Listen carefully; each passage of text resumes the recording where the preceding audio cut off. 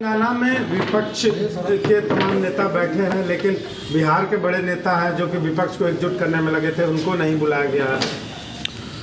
Nitish Kumar ji Bharatiya Janata party से अलग सिर्फ एक कारण से हुए कि उनको प्रधानमंत्री पद की महत्वाकांक्षा थी और प्रधानमंत्री पद की भाजपा के सहयोगी दल हों चाहे भाजपा में कोई वैकेंसी नहीं है।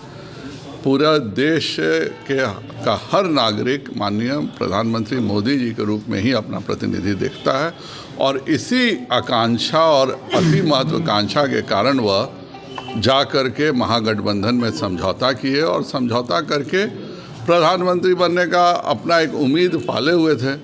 2 महीने में उनको समझ में आ गया कि उनका कोई विरोधी दल में पूछने वाला नहीं है और यही कारण है कि उन्होंने तेजस्वी जी को अब 2025 का उम्मीदवार घोषित कर दिया है, जो कि अपने आप में बताता है कि वह पूरी तौर पर निराश हो चुके हैं कि उनको कोई नेता मानने को तैयार नहीं है। नीतीश जी की खासियत ज़रूर है, उनके अलमारी में परमानेंट 2 कपड़े पड़े रहते हैं, एक हरे रंग का एक केसरिया रंग का।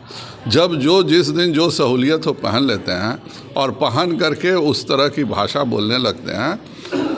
आज के डेट में भारत की राजनीति में नीतीश कुमार जी पूरे तौर पे अप्रासंगिक हो चुके हैं और इसीलिए उनका कोई पूछने वाला नहीं। केसरिया कपड़ा पहनेंगे तो आप लोग उनको नहीं, कोई मतलब नहीं है। हम लोग केवल तिरंगा कपड़े वाली पार्टी हैं, लेकिन नीतीश कुमार जी अपना समय के साथ बदलते रहने वाले व्यक्ति हैं। हम लोग का एक ही कपड़ा है और वह है तिरंगा, भारतीय जनता पार्टी का। उनके लिए अप्रासंगिक जो देश की राजनीति में हो गया हो उसकी कहीं गुंजाइश नहीं है। 2025 तक वो आराम से अपने भतीजे को पीठ ठोकते हुए रहें और चाचा भतीजा जिस प्रकार के घोटाले कर रहे हैं, जिस प्रकार का बिहार की जनता के साथ वादा खिलाफी कर रहे हैं, दोनों की प्रासंगिकता हिंदुस्तान की राजनीति में समाप्त हो चुकी है और इसीलिए विरोधी दल वाली बैठक में इन दोनों को किसी ने नहीं पूछा। विशेष दर्जा की मांग पर नीतीश कुमार जी करने लगे, लगता है नीतीश कुमार जी सीजनल बात करते हैं। वह उनके NK सिंह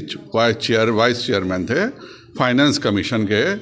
NK सिंह जदयू के माननीय सांसद रहे हैं। NK सिंह ने स्वयं क्यों नहीं किया?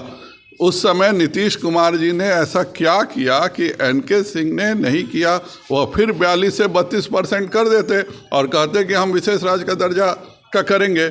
लेकिन फाइनेंस कमीशन के रिकमेंडेशन से ये सारी चीज़ें तय होती है। 14th फाइनेंस कमीशन में जब हो गया कि हिंदुस्तान में अब किसी को भी विशेष राज्य का दर्जा नहीं मिलेगा और यही 15th फाइनेंस कमीशन जिसके चेयरमैन स्वयं जनता दल यूनाइटेड के माननीय सांसद थे और उन्होंने ही रिकमेंडेशन नहीं किया।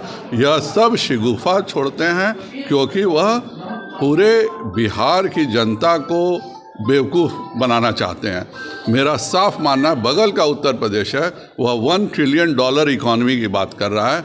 हम न रोजगार की बात करते हैं न हम नौकरियों की। जो 2,34,000 नौकरियां तय हो चुकी थी जिसको देना था, आज 6 महीने बीतने के बाद वो नौकरियां भी नहीं मिल रही हैं। जो इन्होंने कृषि का माफ़ करने को बोला था, माननीय माले के नेताओं ने यह वादा किया था कि हम रसोइया को पेंशन देंगे। आज रसोइया लोग पेंशन खोज रहा है। आज आंगनबाड़ी की सेविकाएं पेंशन खोज रही हैं। वो लोग को इन्होंने खुद कहा था कि सारा संविदा आधारित बंद करके सबको परमानेंट जॉब देंगे। चूँकि यह सब चीज़ें वह नहीं कर सकते हैं और इसलिए वह जानबूझ के कभी सुरेंद्र यादव से देश की सेना पे प्रश्न उठवाते हैं, कभी चंद्रशेखर जी से हिंदुओं का मजाक उड़वाते हैं। यह इनका एजेंडा है कि जनता उनसे नहीं पूछे कि बिहार में 6 महीने में कानून व्यवस्था इतनी चौपट क्यों हो गई है, बिहार का विकास क्यों नहीं हो रहा है, बिहार के युवाओं को रोजगार क्यों नहीं मिल रहा है। इन सब से बचने के लिए चाचा भतीजा की जोड़ी यह नाटक कर रही है। कुशवाहा को पोस्टर से गायब कर दिया और आप लोगों